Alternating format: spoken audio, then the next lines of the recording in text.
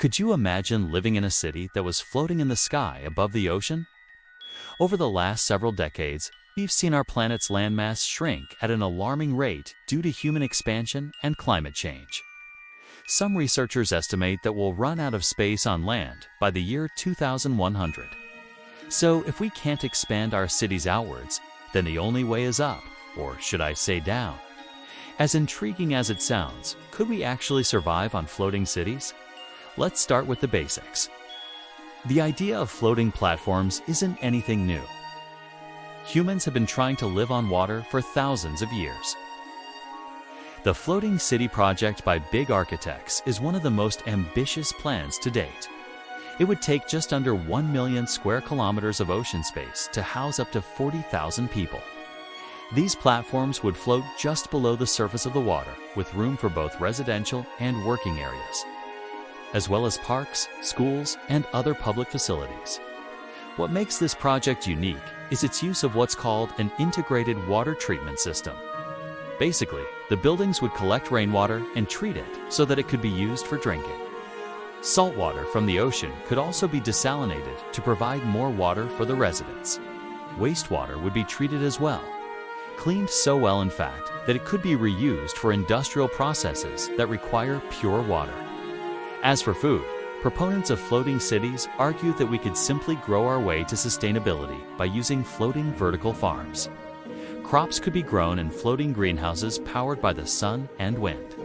This would not only provide food for the residents, but could also provide additional food for nearby coastal communities.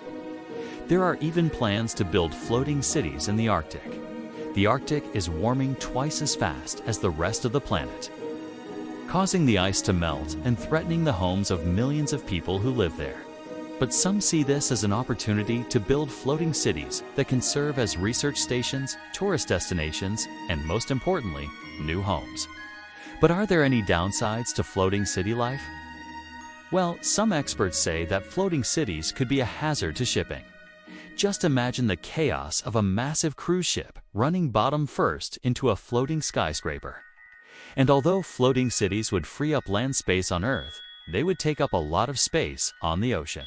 This could disrupt fragile marine ecosystems and the food chains that exist there. Some species of fish could find it hard to migrate and hunt for food if large parts of the ocean are covered in floating platforms. If the floating city's water treatment systems fail or aren't properly maintained, chemicals and waste could leak into the ocean and poison sea life. And let's not forget about the threat that climate change poses to floating cities. As sea levels rise, these platforms could be at risk of sinking. Storms and other extreme weather events could cause massive damage and even capsize some of the structures. If a city at sea is hit by a hurricane, help may be further away than the 911 call can connect you. Of course, these are all potential problems that could be avoided if floating cities were built correctly. Many of the same problems could be avoided if cities on land were built correctly. Floods, hurricanes, and rising sea levels are all exacerbated by human activity and climate change. And the problems caused by these natural disasters are made much worse when cities are built in vulnerable areas. Maybe instead of building floating cities, we should focus on building smarter cities on the land that we already have. Still, this hasn't stopped anyone from dreaming about living in floating cities of the future. For some, it's a way to escape the problems on land. Or maybe it's just a really cool place to live. Whatever the reason, we haven't run out of space on Earth just yet. So for now, floating cities remain just a dream. Thanks for watching Parallelish. I'm Nova, your guide through the unknown.